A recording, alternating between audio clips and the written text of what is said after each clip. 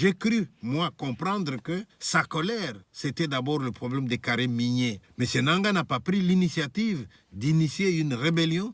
Il est allé rejoindre une rébellion. D'accord. Maintenant, lorsque M. Nanga va les rejoindre, il nous dit « Je suis allé répondre à l'appel de la population de Goma ou du Kivu qui avait tant souffert. » Donc, il va au secours de cette population-là. Mais nous constatons qu'il y a 3000 morts. Mais est-ce qu'on va secourir une population qui avait souffert en allant tuer les gens dans cette même population? Je pose la question à M. Nanga. Y a-t-il des véhicules du Congo qui ont été pris par l'ennemi? Y a-t-il des biens matériels du Congo qui ont été confisqués? Y a-t-il eu du pillage? Tous ces biens, ces véhicules qui ont été pris, est-ce que ces biens-là ont traversé la frontière vers le Rwanda? Si oui, mais M. Nanga, vous allez au secours d'une population et dans cette population-là, nous avons 3000 morts et dans cette population-là, leurs biens traversent la frontière et vous êtes allé au secours de cette population-là. Et arrive le jour où M. Nanga décide de se pavaner au stade. Je le vois qui entre triomphalement. Je vois Nanga qui entonne et qui chante. Mais M. Nanga, comment pouvez-vous chanter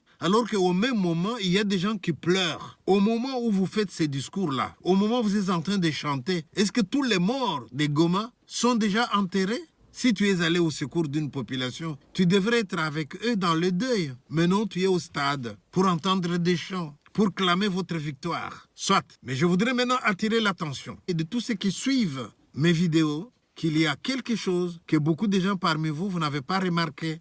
Eh bien, dans ce discours de Nanga au stade, M. Corneille Nanga, pour moi, s'est trahi quant à sa motivation. À la 14e minute de son discours, M. Nanga arrive maintenant au point où il va nous présenter les nouvelles autorités de Goma. Observez, écoutez.